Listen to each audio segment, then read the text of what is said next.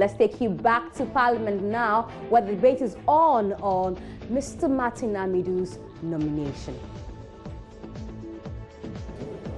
1 week visit to Parliament by 8-member delegation of the Appointments Committee from the Parliament of Uganda. Honourable members, I have the pleasure to introduce to you an 8-member delegation of the Appointments Committee from the Parliament of Uganda who are on a 1-week study visit to Ghana. They are here, among others, to benchmark best practices in the functioning of the Appointments Committee and in the discharge of its duties in the vetting and approval process of the presidential nominations for appointments. The visit is also intended to create a platform for promoting networking between members and our Ugandan counterparts with the aim of deepening relations between the two countries. The delegation comprises the following: Honorable Alum Santra Agwan, leader of the delegation. Honorable Sewumbu Joseph Gozanga. Honorable Yeri Ofuono Apollo. Honorable Adoa Helen. Honorable Rawabushaja Margaret. Mr. Biribungwa Pius Perry, Director Legal. Ms. Jeria Beatrice Gladys, Administrative Assistant. Ms. Kamayangi Glorious, Clerk, Assistant Secretary to the delegation. We wish them a fruitful visit to Ghana. Honorable Majority Leader, honorable members, at this stage, Mr. Speaker will take the chair.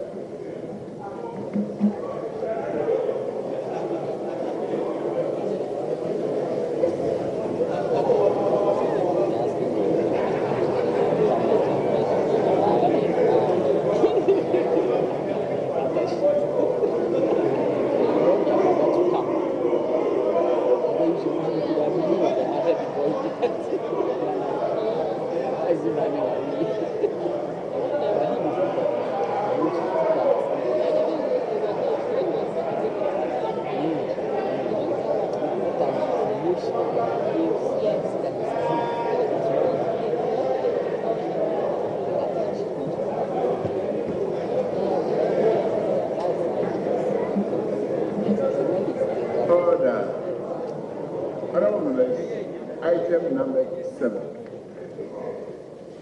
Chairman of the committee.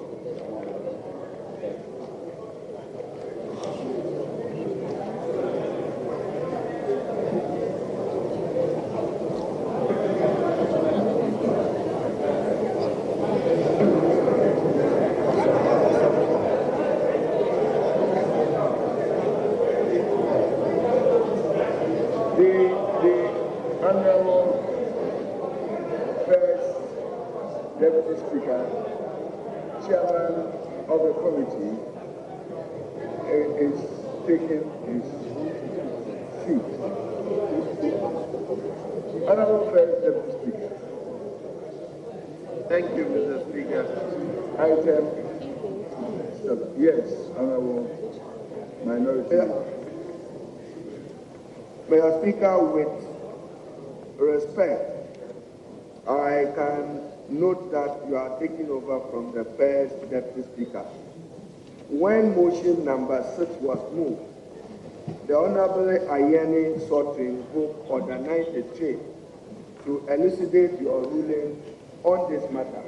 Now, once you move to motion number 7, I would wish that you accommodate him. We are now motion number 7. He is inviting the first Deputy Speaker and chat. This is the appropriate time for him to raise the objection. It's a secret. And Mr. Speaker, it's for him to accommodate him and take a decision on that matter.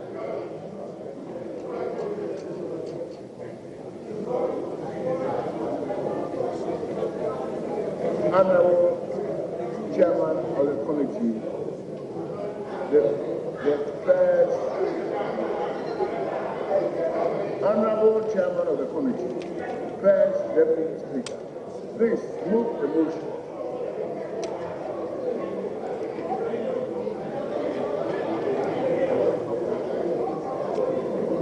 Honorable First Deputy Speaker. Thank you, Mr. Speaker. The motion Speaker, arise. Motion number 7.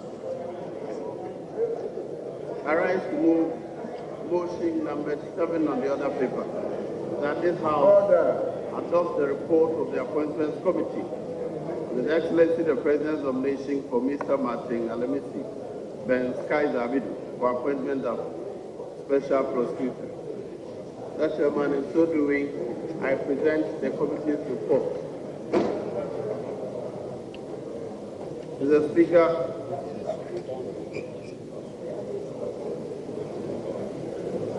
in accordance with Section 13(3) of the Office of Special Prosecutor Act 2017 at 959, His Excellency the President nominated the nominee for appointment to the House. And Mr. Speaker, you accordingly referred the nomination to the Appointments Committee.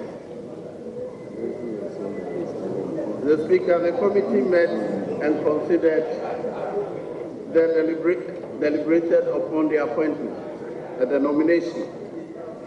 In so doing, the Speaker, the committee refers to the 1992 Constitution, the Standing Orders of Parliament, the Office of Special Prosecutors Act 2017, and the CV of the nominee.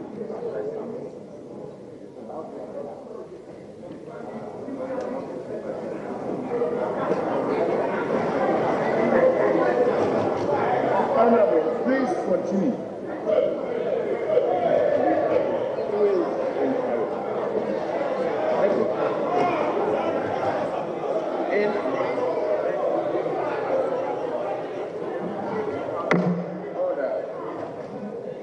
Honorable Mr. Speaker, the committee received reports of the Ghana Revenue Authority on the tax status of the nominee.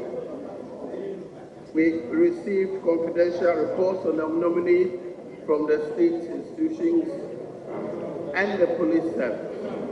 After that, Mr. Speaker, a public hearing was held on Tuesday, the 13th of February, 2018. The Speaker, the committee has duly considered the nominee and reports as follows. Honorable Martin Amidu, the nominee, was called to the bar in Ghana in 1978. He has practiced at various levels at the bar until he became the Attorney General between 2011 and 2012. The nominee was Vice Presidential candidate of the NDC. The Speaker, the nominee was asked questions on several topics on the appointment to a position that is lower than the Attorney General position he had previously held, on his presidential ambitions, on his critique of the act itself. Honorable, do you have any difficulties? Thank you very much, Right Honorable Speaker. I rise on a point of order, and I make reference to Order 93, Sub-Order 1 of the Standing Orders of this House. Mr. Speaker, it provides that, and I read, reference shall not be made to any matter on which judicial decision is pending in such a way as may, in the opinion of Mr. Speaker, prejudice the interests of the parties to the action. Mr. Speaker, I'm drawing the House's attention to a suit that is pending before the Supreme Court in suit number J1/5/2008, titled Dr. Dominic Akurting Ayine versus the Attorney General and Martin Alamisi Amidu. Mr. Speaker, I'm inviting you to make a determination today with respect to whether and the extent to which the discussion of the report of the committee will be prejudicial to the matter which is pending before the court. Mr. Speaker, any comments, whether adverse or commendatory, that are made in this matter may send the wrong signal to the Supreme Court with respect to this matter. And Mr. Speaker, I want to refer you to a ruling that was delivered by your colleague, the Speaker of the House of Parliament of New Zealand.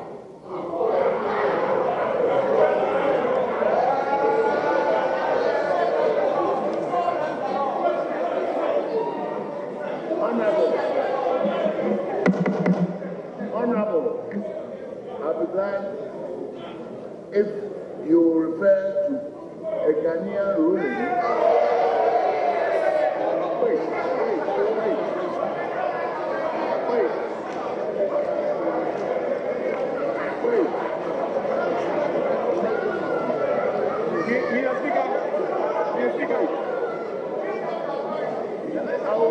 Honorable members, listen. I will be glad. These matters have arisen before this honorable court before, this honorable house before, to refer to a Ghanaian ruling as a precedent, and then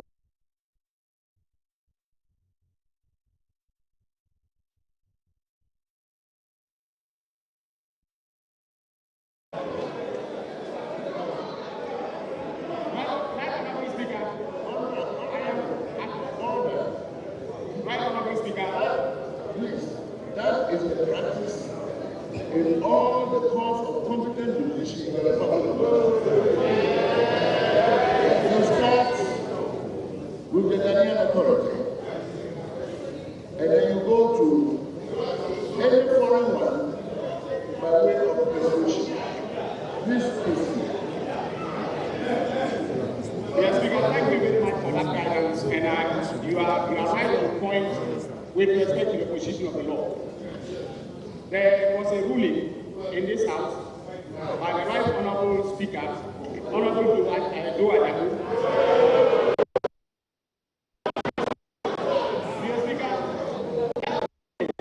was to the effect that a matter that was pending before the High Court regarding the first bank issue that was brought before this House was said that we could not discuss the matter. First bank issue that was brought before this House was said that we could not discuss the matter. I asked the table office for a copy of the ruling, and I have not been supplied with one. However, there is a statutory basis, Mr. Speaker. The statutory basis is our standing order, and I just wanted to elucidate by citing the New Zealand the New Zealand position as persuasive authority to Mr. Speaker. And then also, I will move on to Eskin May, which is like our Bible in this House on parliamentary procedure. If Mr. Speaker prefers that I go with Mr. Speaker. Mr. Speaker, Eskin May has something to say on the matter. I page 441.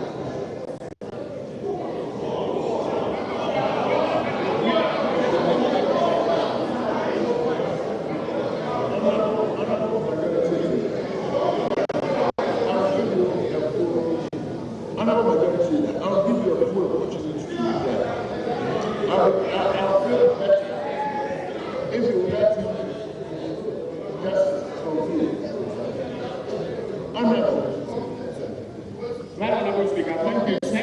On both the local and the foreign. Yes, Mr. Speaker.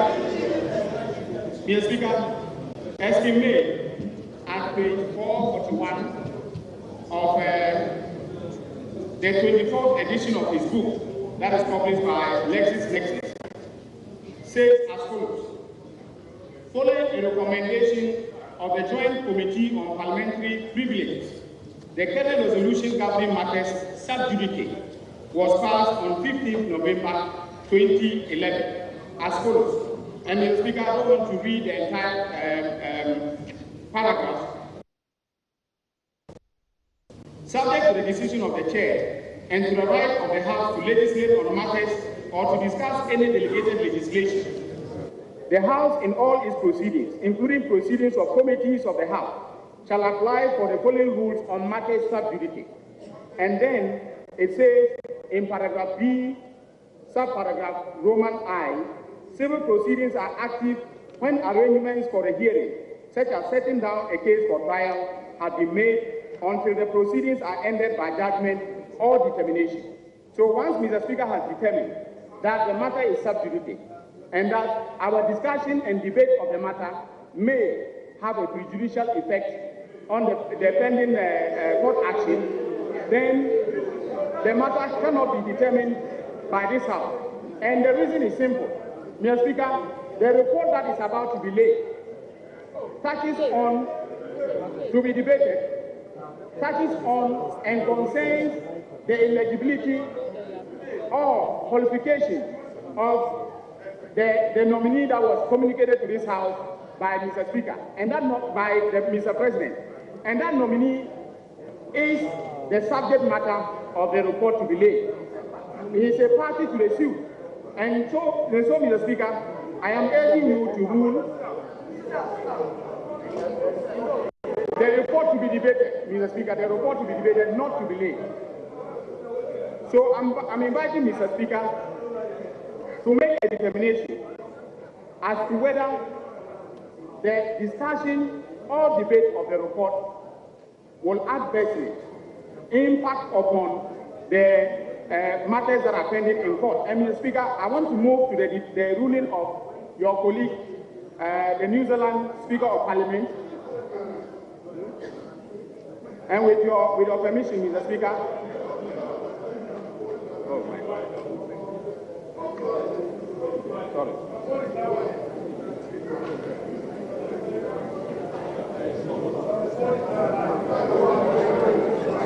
Honorable, Mr. Speaker, as counsel, you know that when you want to make any serious reference to a ruling or judgment of a court of competent jurisdiction in court, you bring the relevant authority physically before the ruling. Where is the authority? Bring a law report and read to me, and I will look at it myself.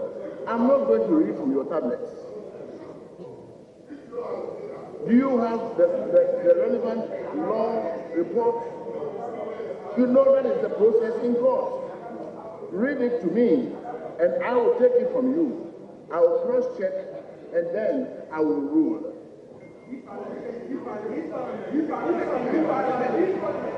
Mr. Speaker, the said ruling is on the website of the Parliament of the New Zealand, and the Speaker's rulings are Honorable, when you get to the Supreme Court, you won't talk about websites. You know what you do there. Mr. Speaker,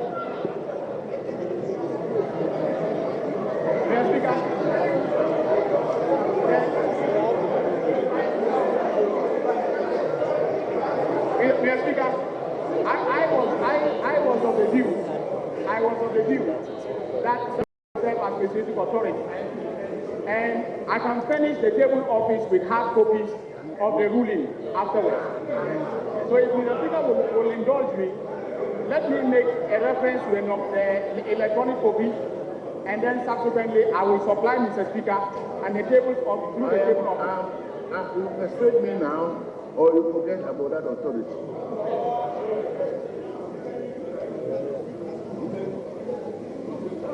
Any other submission? Yes, Mr. Speaker.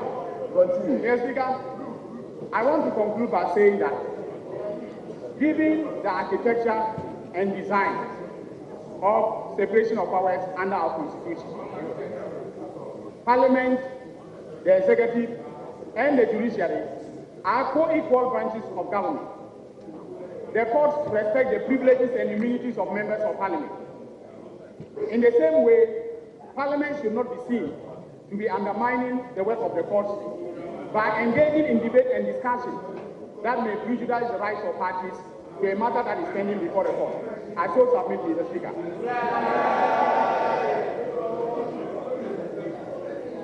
Honorable Majority Leader.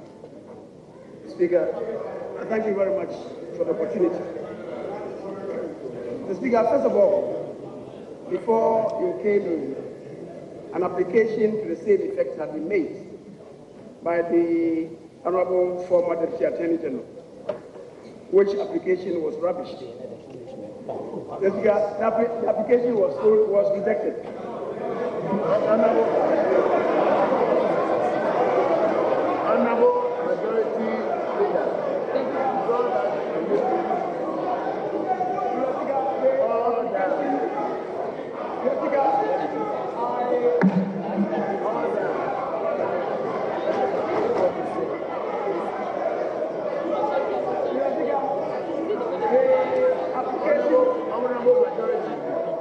Honorable members, if you will not shouting, I will make a ruling.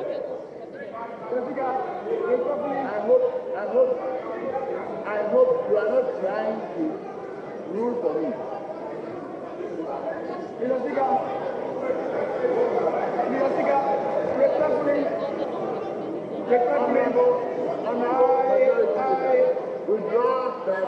I withdraw the word rubbish and substitute rejected. The application was rejected by the House. He comes with honorable Majority Leader, you may take your seat. I'm withdrawing.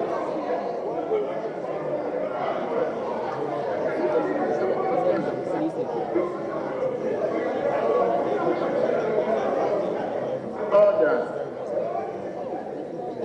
The word rubbish has been duly withdrawn by the Honorable Majority Leader. Honorable Majority Leader, proceed. Mr. Speaker, I've already withdrawn the word rubbish and substituted rejected. Mr. Speaker, the same application has been made again, and I'm calling for you to rule that application completely out of order. Mr. Speaker, our orders provide in Order 81.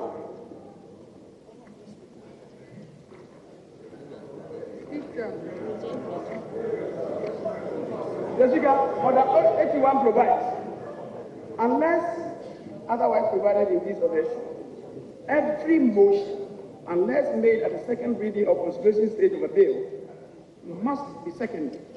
And if it is not seconded, shall not be debated or entered into the votes and proceedings. The Speaker, if an application has not been moved and seconded, what it means is that there's nothing before this House. And if there's nothing before this House, you cannot come with an application to withdraw it. That's why I'm saying to my honorable colleague that he's completely out of order. The Speaker, I will not listen to their sides. He's completely out of order and must apply himself to the rules of this House. He must apply himself to the rules of this House. The Speaker, the motion has not even been moved. The passing is in the process of moving the motions. It must be seconded. The Speaker, it must be seconded.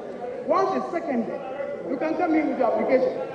But if the motion has not been moved, the passing is the process. You submit an application to Mr. Speaker, arrest him. He's completely out of tune with our processes. He's completely out of tune with our processes. In any event, Mr. Speaker, in any event, since he cites examples, Mr. Speaker, since he cites examples, and yes, it's incompetent motion. Mr. Speaker, it is incompetent motion. But for the record, Mr. Speaker, since he has related to a precedent, let me walk him through the precedent in this House. Mr. Speaker, in considering the prior approval of the Honorable Mohammed Mumuni in this House, the matter was before court. At the time, the immediate past Speaker was the chairman of the appointment committee. The matter was submitted before the appointment committee, and he ruled that at the appointment committee that the matter could continue. Mr. Speaker, in the matter of the STS debate in this House, after the motion had been moved, the then Right Honorable Speaker, Madam Justice Bamford Adam, the matter had come from the Supreme Court to her, and she did not accept it.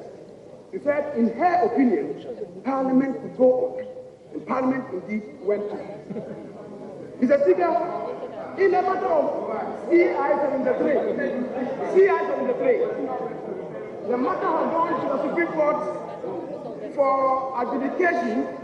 The Honorable Mr. drew attention to this in the House. And then the presiding Madam Bamford Adam said the matter could not obstruct Parliament from doing what she deemed was right. Mr. Speaker, in any event, even the current application, the submission to the court is that even if Parliament went ahead to approve it, and in the wisdom of the Supreme Court, they felt that the matter was not right, and they ruled whatever Parliament did would then be considered as null and void. It's part of the application. So why this? The Speaker admits that this application is a complete abuse of the processes of this House.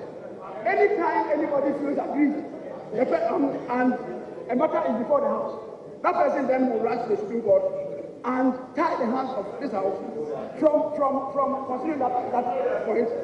The Speaker, that cannot be right. The Speaker, our orders provide, and the order that he himself quoted, Order 93, reference shall not be made to any matter on which judicial decision is pending in such a way as may, in the opinion of the Speaker. The Speaker, it's your opinion that counts. It's your opinion. When we come there, it's your opinion that they count. And I'm saying that at this stage, the application that has been submitted to you, the Speaker, is a very incompetent application that cannot be entertained now. The Speaker, to throw it out for lack of merit. I thank you very much.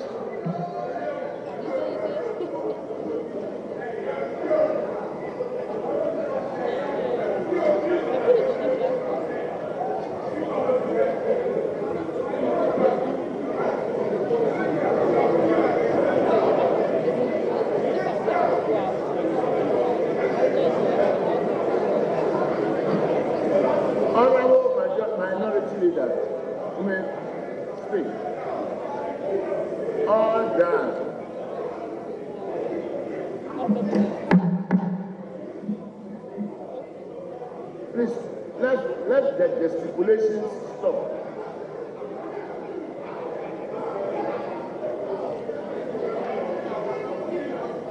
Honorable members, will the gesticulations please stop? They don't help healthy parliamentary debates. I don't want to mention names.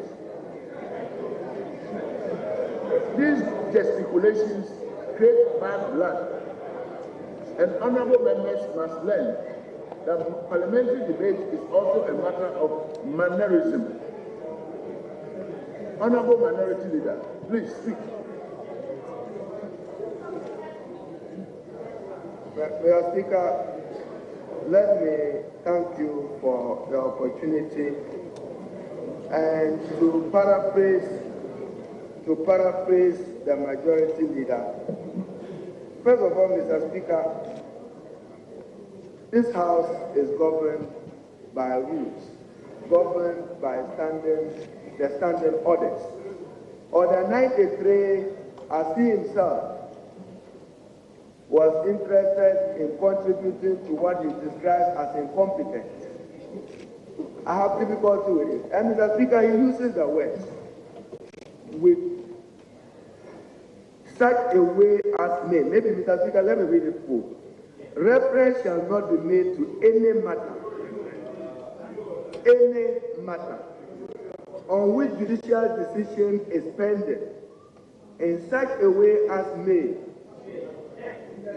in the opinion of Mr. Speaker, not in the opinion of the majority leader or the leader of government people. So he's completely out of order, not in his opinion. Mr. Speaker, the majority leader is not a chair, neither does he preside. All that the Honorable Dr. Yeni sought to do, Mr. Speaker, is to elucidate your opinion. Your opinion, you may be guided by principle. It doesn't lie in the bosom of the majority leader, and he should not